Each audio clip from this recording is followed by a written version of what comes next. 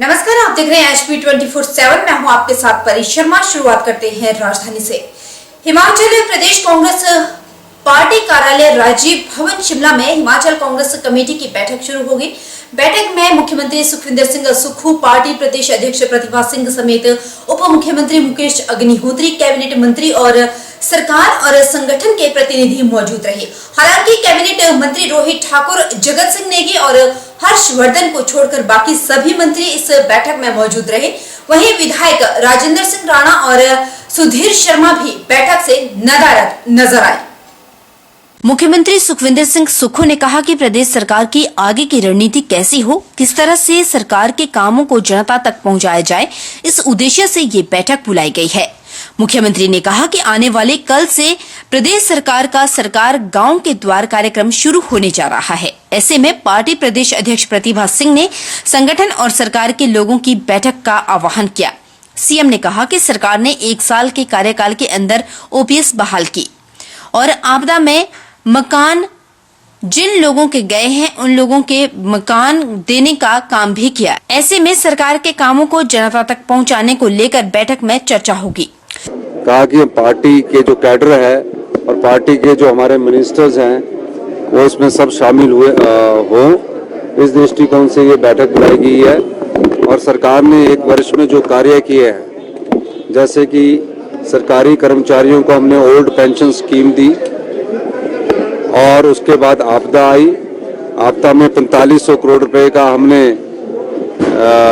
आर्थिक राहत पैकेज दिया और जिनके मकान ध्वस्त हो गए थे, 16,000 के करीब मकान या तो पूरी तरह ध्वस्त हो गए या आंशिक रूप से ध्वस्त हो गए। 4,000 मकान तो पूरी तरह ध्वस्त हो गए। उसमें कानून में बदलाव करके हमने जब 1.5 लाख रुपया मिलता था, हमने नियम बदल दिए उन घरों को बसाने के लिए, कानून बदल दिया उन घरों को बसाने के लिए और 1.5 लाख से 7 लाख रुपए किया। और इसके अलावा जो हमारी राजस्व अदालतें लगी, पहले लोग पटवारी के पीछे घुमा करते थे, आजकल पटवारी लोगों के पीछे भाग रहे हैं कि इंतकाल करना है, तकसीम करनी है। मुख्यमंत्री सुखविंदर सिंह सुक्खू ने भारत जोड़ो यात्रा कोई राजनीतिक यात्रा नहीं है, हालांकि इसको राजनीति से जोड़कर देखा जा रहा है। उन्होंने कहा कि जब कांग्रेस नेता राहुल गांधी ने पाया कि देश में युवाओं के साथ अन्याय हो रहा है, उन्हें रोजगार नहीं मिल रहा, महंगाई अपने चरम पर है, ऐसे में उन्होंने इस यात्रा को करने का फैसला किया है। उन्होंने कहा कि मणिपुर में बड़ी हिंसा हुई लेकिन अभी तक प्रधानमंत्री नहीं पहुंचे। ऐसे में राहुल गांधी ने मणिपुर से मुंबई तक की यात्रा की शुरुआत की, जो यात्रा कई मायनों में अहम है। देखिए, भारत जोड़ो न्याय यात्रा कोई राजनीतिक यात्रा नहीं है, पर राजनीति से जोड़कर इसको देखा जाता है।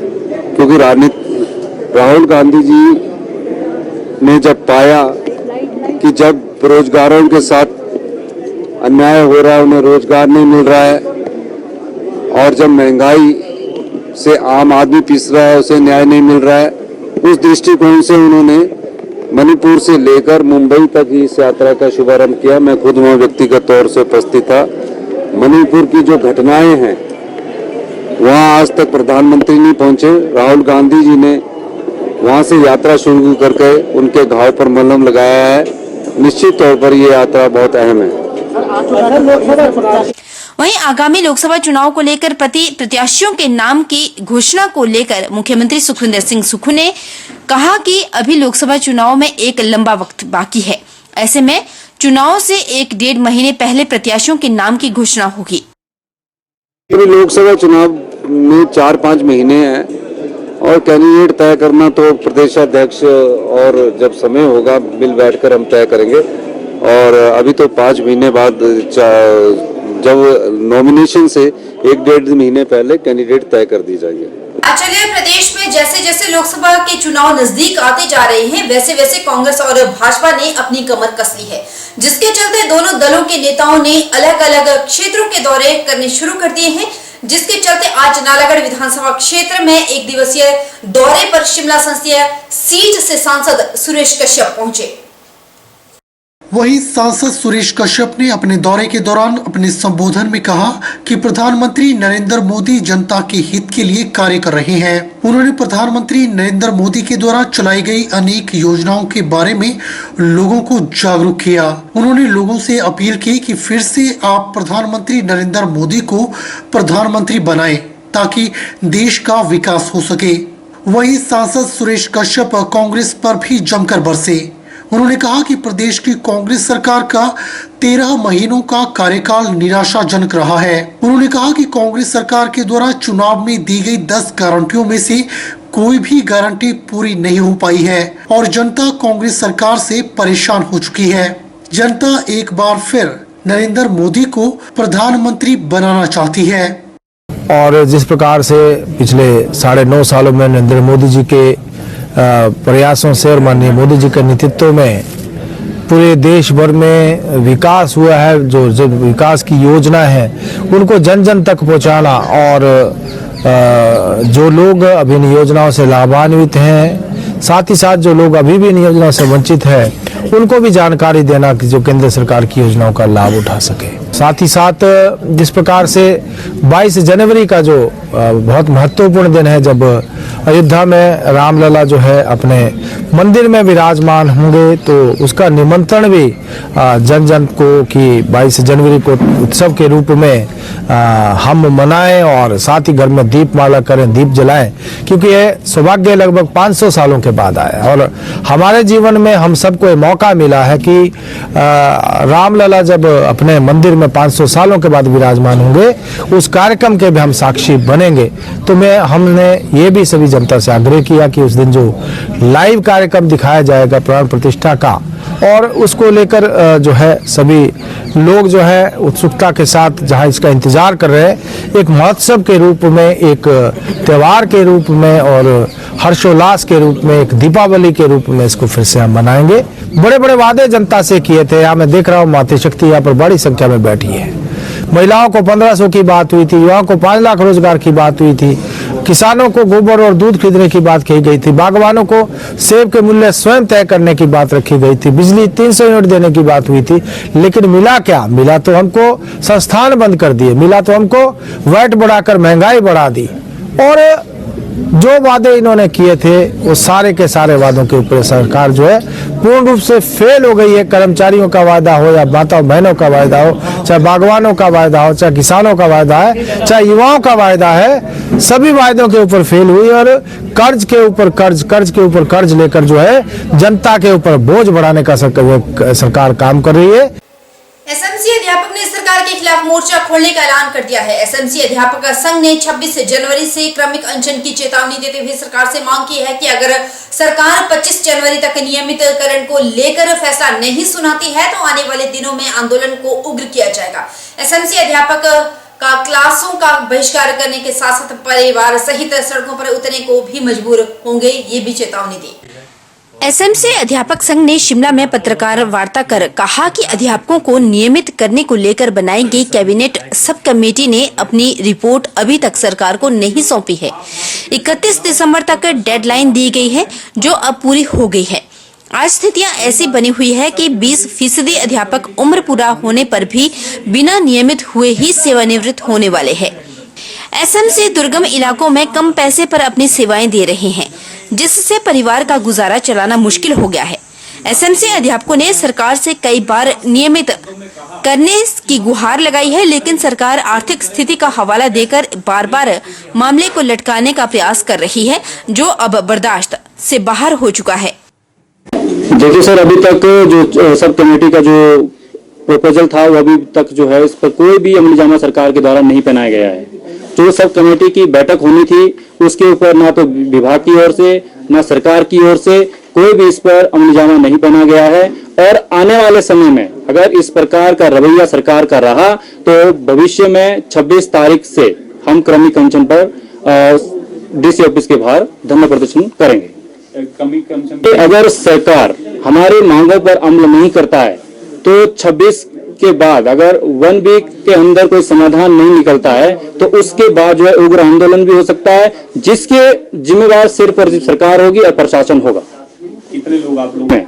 2555 एसएमसी अध्यापक हार्ड और ट्राइबल एरिया में अपनी सेवाएं दे रहे हैं लगातार 12 वर्षों से, और 12 वर्षों के दूर दराज एरिया में बड़ी मेहनत के साथ बच्चों को पढ़ा रहे हैं और अपनी सेवाएं दे रहे हैं। इन सेवाओं को देखते हुए वर्तमान सरकार को एसएमसी अध्यापकों का रेगुलाइजेशन का जो नियमितकरण की जो मांग है उसके ऊपर अमलीजामा पहनाना चाहिए और शीघ्र अतिशीघ्र इस कार्य को करना चाहिए।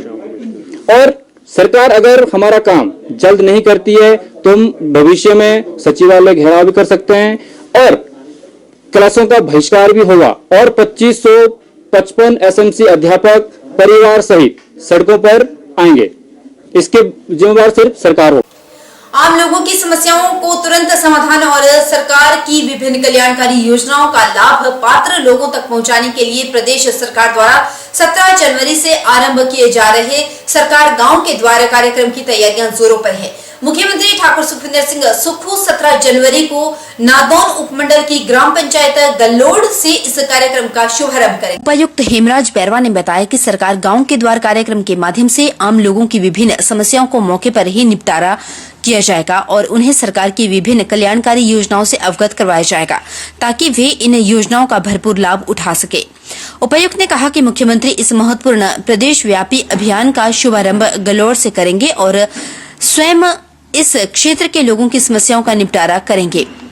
उन्होंने कहा कि कार्यक्रम के दौरान सरकार द्वारा चलाई जा रही विभिन्न योजनाओं की प्रदर्शनी भी आयोजित की जाएगी। साथ ही स्वास्थ्य विभाग के द्वारा निःशुल्क स्वास्थ्य शिविर की भी आयोजन किया जाएगा। उपायुक्त ने इस दौरान कहा कि मुख्यमंत्री क्षेत्र की जनता के साथ सीधा संवाद भी करेंगे।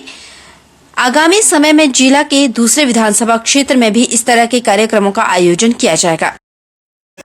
अभी पिछली कैबिनेट ने एक स्कीम को मंजूरी दी थी जिसका नाम था सरकार आपके गांव के द्वार। उस स्कीम के तहत सभी जिलों के अलग अलग स्थानों पर पूरी कैबिनेट के मंत्रीगण जा रहे हैं और उसी के तहत माननीय मुख्यमंत्री नदौन विधानसभा क्षेत्र के गलोड़ क्षेत्र में अपना ये कार्यक्रम करेंगे। और इस कार्यक्रम के तहत सरकार का उद्देश्य है कि सरकार की जो योजनाएं हैं जिसके तहत स्वरोजगार की बात करते हैं या और अन्य बेनिफिट्स की बात करते हैं तो उनकी जानकारी भी दी जाएगी और साथ ही साथ लोगों की ग्रीवांसेस को भी सुना जाएगा। विभाग अपने अपने जो स्कीम्स हैं उनकी वहाँ पर लोगों को जानकारी भी देंगे, अपने जो अचीवमेंट्स उनको भी बताएंगे। साथ ही एक हेल्थ कैंप का भी आयोजन होगा ताकि जो लोग वहाँ पर आएँ, आसपास के क्षेत्र के लोग कैंप अप्रोच में स्वास्थ्य सुविधाओं का भी निःशुल्क लाभ उठाएं। और साथ ही साथ जो माननीय मुख्यमंत्री जी उस क्षेत्र के लोगों से सीधा संवाद करेंगे और जानेंगे कि सरकार की योजनाएं धरातल पर किस तरीके से उतर रही है। इसकी प्रोग्राम की अगली कड़ी में भी आगे डिटेल प्रोग्राम और भी आएगा और जिले के अन्य विधानसभा क्षेत्रों में भी इस तरीके के प्रोग्राम आयोजित किए जाएंगे। सरकार गांव के द्वार कार्यक्रम में लगने वाले निःशुल्क स्वास्थ्य जांच शिविर के बारे में जानकारी देते हुए मुख्य चिकित्सा अधिकारी डॉक्टर आर.के. अग्निहोत्री ने बताया कि शिविर में विशेषज्ञ डॉक्टरों की टीम लोगों के स्वास्थ्य की जांच करेगी। साथ ही लोगों को निःशुल्क दवाइयां भी वितरित की जाएगी। उन्होंने कहा कि शिविर के दौरान पोर्टेबल अल्ट्रासाउंड मशीन और पोर्टेबल एक्सप्रेस मशीन भी उपलब्ध रहेगी। विभाग के द्वारा टीबी मुक्त हिमाचल के मद्देनजर टीबी के टेस्ट भी करवाए जाएंगे। साथ ही लोगों से अपील करते हुए उन्होंने कहा कि लोग इस निःशुल्क स्वास्थ्य जांच शिविर का लाभ उठाएं। सरकार द्वारा जो कार्यक्रम शुरू किया गया है, सरकार गांव के द्वार, और हमें और भी खुशी इस बात की है कि इस कार्यक्रम का जो शुभारंभ है हमारे जिला में कल माननीय मुख्यमंत्री गलोड़ गांव से करेंगे। और हमें स्वास्थ्य विभाग को ये निर्देश दिए गए हैं माननीय मुख्यमंत्री डीसी महोदय के माध्यम द्वारा कि एक मेगा हेल्थ कैंप जो है वहाँ पे किया जाए, क्योंकि ये पूरा कार्यक्रम कल से ही शुरुआत हो रही है पूरे प्रदेश में। तो इसकी सारी जो हमें जो है फॉर्मेलिटीज़ हमने पूरी कर ली हैं। कल गलोड़ में जो मेगा हेल्थ कैंप किया जाएगा उसमें सभी विशेषज्ञ जो है वो उपस्थित रहेंगे।